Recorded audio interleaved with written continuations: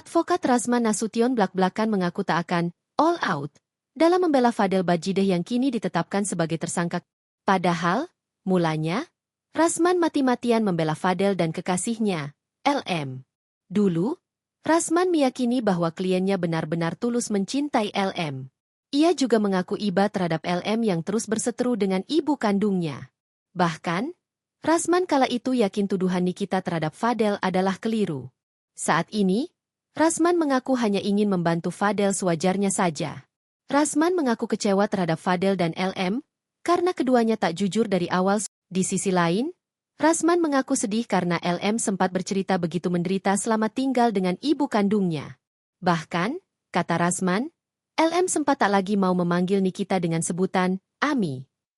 Hal itulah yang membuat Rasman iba, sampai akhirnya mau membela LM dan Fadel secara mati-matian. Rasman mengaku akan mundur jadi kuasa hukum Fadel dan LM jika keduanya berterus terang dari awal.